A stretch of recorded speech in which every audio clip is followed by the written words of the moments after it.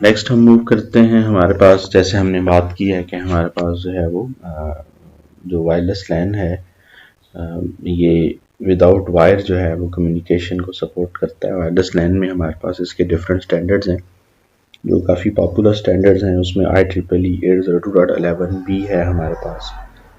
इसके अलावा 802.11a है, 802.11g है, जो कि जैसे बी है हमारे पास तो वो 2.4 जो गीगाहर्ट्ज़ स्पेक्ट्रम बैंड है उसको यूज़ करता है और 11 मेगाबिट्स पर सेकंड तक डाटा रेट को सपोर्ट करता है।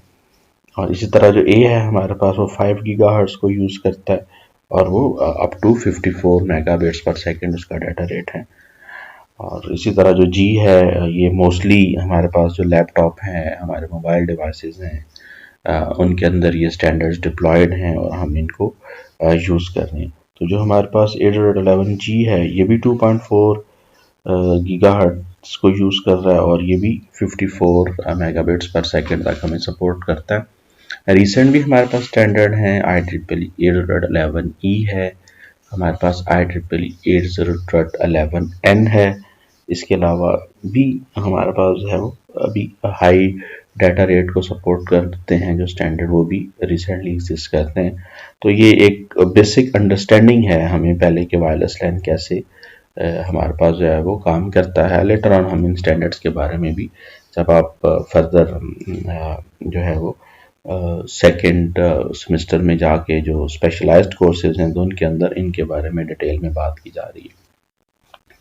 सो डिस्ट्रीब्यूशन सर्विसेज, जैसे भी हमने प्रीवियस स्लाइड में ये डिस्कस किया कि हमारे पास जो है वो node within a one BSS and then between जो BSS कम्युनिकेशन है, और देन हमारे पास जो है जो basically any node from BSS A और B जो है वो इंटरनेट के साथ कम्युनिकेट कर सकता है यूजिंग डिस्ट्रीब्यूशन सिस्टम। तो उसके बारे में हम फर्दर बात करते हैं कि हमारे पास जो डिस्ट्रीब्यूशन सिस्टम है वो डिस्ट्रीब्यूशन सर्विसेज प्रोवाइड करता है। व्हाट इट मीन्स कि हमारे पास जो मैक है डिफरेंट हमारे पास जो within one BSS and then from BSS to effectively जो हमारे पास डिस्ट्रीब्यूशन सिस्टम है, तो इसमें हमें जो मैक सर्विस डाटा यूनिट्स हैं जिसको हम मैक SDUs कहते हैं उसको हम ट्रांसफ़र कर रहे हैं। क्योंकि देखें हमारे पास जब यहाँ से अगर हम देखें तो हमारे पास जो नोड है A1 से लेके AP तक हम क्योंकि वायरलेस कम्युनिकेशन कर रहे हैं, ठीक है। तो यहाँ से हमारे पास है हमें डिफरेंट वायरलेस को स्टैंडर्ड यूज़ करने हैं। फिर एक्सेस पॉइंट से लेके हमारे पास जो गेटवे तक है वो वाइड नेटवर्क है, तो वहाँ पे हमें दोबारा जो मैक प्रोटोकॉल डाटा यूनिट है या MSDU है उन्हें हमें दोबारा से यहाँ पे ट्रांसफ़र करना होगा। तो इसमें transfer MAC SDUs between APs, transfer MSDU between portals and BSS and ESS, और transfer MSPDU between station in the same BSS, जिसमें हमारे पास जो है फिर फर्दर जब हम with in a same BSS की बात करेंगे तो हमारे पास जो है वो मल्टीकास्ट, ब्रॉडकास्ट या यूनिकास्ट कम्युनिकेशन जो है वो भी एग्जिस्ट कर रही होती है। और ये जो डिफरेंट हमारे पास अगर हम देखें तो जो लेयरिंग स्ट्रक्चर है उसके कॉन्टेक्स्ट में अगर हम बात करें तो हमारे पास डिफरेंट जो मैक हैं उसके अबव जो है वो एक सिंगल LLC या लॉजिकल लिंक कंट्रोल लेयर जो है वो ऑपरेट कर रही है। हम उसको भी अभी शॉर्टली जो है वो डिस्कस करते हैं। इंफ्रास्ट्रक्चर सर्विसेज अगर हम बात करें तो हमारे पास जो मोबाइल टर्मिनल्स हैं जिनको हम नोड कह रहे हैं वो AP को सेलेक्ट करते हैं और उनके साथ एसोसिएशन को इस्टेब्लिश करते हैं। यानी फर्स्ट जो है वो हमारे पास जो भी नोड है जिसको भी कम्युनिकेशन स्टार्ट करनी है तो वो किसी नेटवर्क का पार्ट बनेगा, तो एसोसिएट होता है किसी भी एक एक्सेस पॉइंट के साथ। सम टाइम हम मल्टीपल एक्सेस पॉइंट से हमें जो है वो सिग्नल रिसीव हो जाते हैं, लेकिन हमें किसी एक एक्सेस पॉइंट के साथ जो है वो एसोसिएट होना है। और सम टाइम हमें फिर अगर हम मूव कर रहे हैं यानी हम एक BSS से किसी नेक्स्ट दूसरे BSS में मूव करते हैं तो फिर हमें री एसोसिएशन जो है वो परफॉर्म करनी होती है। तो जब हम एसोसिएट हो जाते हैं किसी भी एक्सेस पॉइंट के साथ AP के साथ, तो उसके बाद जो है वो हम हमें बेसिकली ऑथेंटिकेशन भी रिक्वायर्ड होती है कि क्या हम एक वैलिड यूज़र हैं, हमारे पास राइट है कि हम उस एक्सेस पॉइंट के साथ कनेक्ट कर सकते हैं, जिसमें हम सम टाइम फिर हमें यूज़र नेम और पासवर्ड प्रोवाइड करना पड़ता है। देन जो है वो हम फिर डाटा सेंड और रिसीव कर सकते हैं। फिर इसी तरह डिसएसोसिएशन सर्विसेज भी हैं, यानी हम किसी भी जो एपी है उससे डिसएसोसिएट हो सकते हैं, ठीक है, यानी हम अपने कनेक्शन को या अपनी एसोसिएशन को टर्मिनेट कर सकते हैं। देन ऑथेंटिकेशन की, जैसे अभी मैं बात कर रहा था कि authentication services to establish identity of the other stations, जी हमें वो रिक्वायर्ड है। और then we need privacy services to keep content secret. So infrastructure services के अंदर हम देखें तो हमें ये सारी सर्विसेज जो हैं वो रिक्वायर्ड हैं। हमें एसोसिएट होना है, रीएसोसिएशन है, डिसएसोसिएशन है, ऑथेंटिकेशन है और प्राइवेसी है।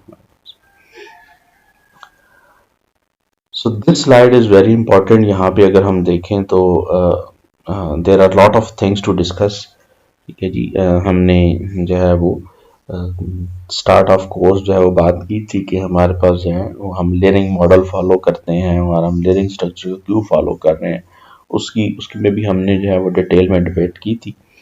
तो अभी हमने डिस्कस किया कि हमारे पास जो है वो वायरलेस लैन में एड हॉक और इंफ्रास्ट्रक्चर नेटवर्क्स हैं। और हम फिर आगे फ्रेम स्ट्रक्चर और एड्रेसिंग की बात करेंगे। मीडियम एक्सेस कंट्रोल जो है वो मैक, हम वायरलेस लैन में हमारे पास मैक कैसे ऑपरेट करती है उसको हम डिस्कस करेंगे। और फिर फिजिकल लेयर इन वायरलेस लैन, उसके बारे में हम बात करेंगे।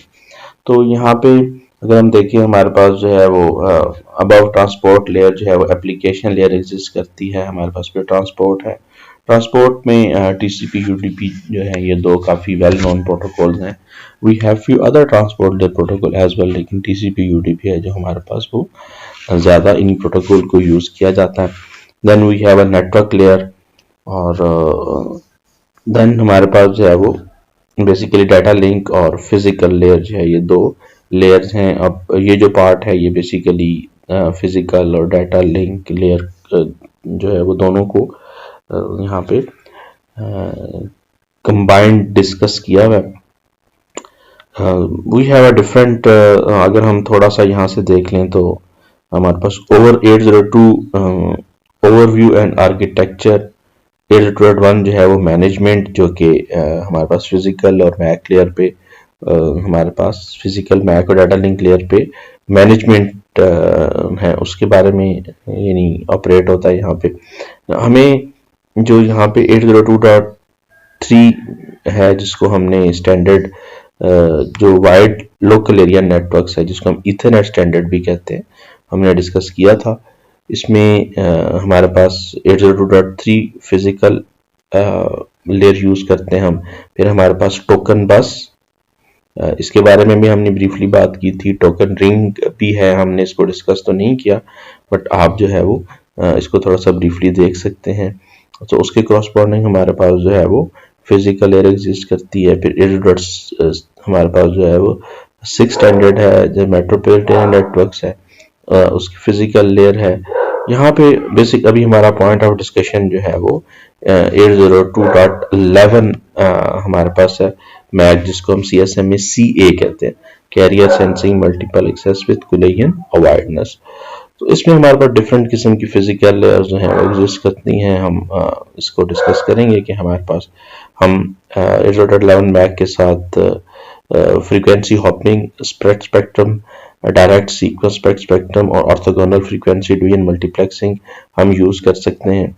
और इसके अलावा भी हमारे पास जो है वो फिजिकल लेयर अभी रिसेंट अगर हम देखें तो हमारे पास रिसेंट भी काफ़ी ओमा है, नोमा है हमारे पास। इसके अलावा भी high data rate supported physical layer mechanisms भी एग्जिस्ट करते हैं। Then we have few other standard as well. 8.15 16 है हमारे पास, UWB फिजिकल लेयर है। बहरहाल हम इस अभी स्टैंडर्ड्स को भी यहाँ पे डिस्कस नहीं कर रहे। हमारा मेन जो भी फोकस है वो 802.11 मैक पे है। अब हम बेसिक इस पार्ट को अगर हम ओवरऑल ये जो है आपके पास जो लेयरिंग स्ट्रक्चर है वो हमें बता रहा है। हम ये पार्ट ऑलरेडी डिस्कस कर चुके हैं। और ब्रीफली हमने इनके बारे में भी देखा, लेकिन हमने इनको डिटेल में डिस्कस नहीं किया।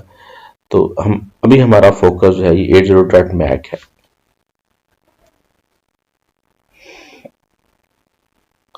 802.11 मैक लेयर, हम अभी सिर्फ इस एक लेयर को फर्दर आगे अगर हम एक्सप्लोर करें तो हमारे पास we have 2 MAC layers in IEEE 802.11 standard.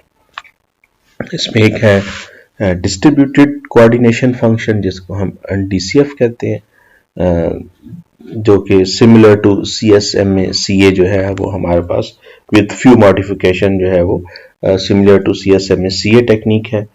हम CSM में CA को भी डिस्कस करते हैं। Then we have a point coordination function PCF, जो कि ऑप्शनल है, एक कम्प्लेक्स एक्सेस मेथड है, और ये जो है वो सिर्फ इंफ्रास्ट्रक्चर मोड में इसको इम्प्लीमेंट किया जाता है। एडहॉक नेटवर्क्स में हमारे पास PCF जो है वो सपोर्टेड नहीं है। तो अभी अगर हम जो प्रीवियस स्लाइड को फर्दर अगर हम थोड़ा सा जूम करें और फिर जो हमारे पास फिजिकल लेयर है और मैक लेयर है और उसके अलावा हमारे पास LLC है, उसको हम थोड़ा सा देख लें तो यहाँ पे हमने बात किया कि हमारे पास फिजिकल लेयर है, हमारे पास डाटा लिंक लेयर है। डाटा लिंक लेयर को फर्दर जो है वो हम डिवाइड करते हैं मैक सब लेयर और LLC logical link control sub layer. और फिर हमने ये बात की कि हमारे पास over the MAC we have distributed coordination function DCF, और then we have a PCF, जो अभी हम दोनों के बारे में हमने अबव बात की है। तो यहाँ पे देखें तो हमारे पास बेसिकली दो तरह की सर्विसेज हैं। हम कंटेंशन सर्विसेज हैं जिसको हम DCF के थ्रू, और कंटेंशन फ्री सर्विसेज हैं जो कि हम PCF के थ्रू यूज कर सकते हैं। और हमारे पास फिजिकल लेयर पे डिफरेंट स्टैंडर्ड एग्जिस्ट करते हैं। 802.11 frequency hopping spectrum, direct sequence spread spectrum है, इंफ्रारेड है, ऑर्थोगोनल फ्रीक्वेंसी डिवीजन मल्टीप्लेक्सिंग है हमारे पास। ठीक है, जैसे यहाँ पे हाईलाइटेड है कि जो 802.11a है, जैसे मैंने अभी आपको बताया कि हमारे पास जो है वो जो A स्टैंडर्ड है वो 54 मेगाबिट्स पर सेकंड तक डाटा रेट को सपोर्ट करता है। तो उसमें हमारे पास TSS भी है और हमारे पास OFDM भी हम यूज़ कर सकते हैं। और फिर 802.11g जो है, जो हमें अप टू 54 मेगाबिट्स पर सेकंड तक डाटा रेट सपोर्ट करता है, उसमें हम जो है वो डायरेक्ट सीक्वेंस स्पेक्ट्रम टेक्निक्स को भी डिस्कस करते हैं। तो इनकी भी बहुत ज़्यादा डिटेल है, हम ब्रीफली इनके बारे में बात करेंगे क्योंकि मोस्टली जो हमारे पास कंप्यूटर साइंस के स्टूडेंट्स हैं उनका ज़्यादा फोकस मैक लेयर या अबव लेयर पे है। जो हमारे पास इंजीनियरिंग के स्टूडेंट्स हैं थोड़ा सा वो ज़्यादा फिजिकल लेयर की तरफ इंक्लाइंड हैं और वो ज़्यादा फिजिकल लेयर को डिटेल में डिस्कस करते हैं। अब हमारे पास जो मैक सब लेयर्स की हमने बात की है, मीन जो हमारे पास DCF या PCF है, what are the responsibilities of MAC sub layers.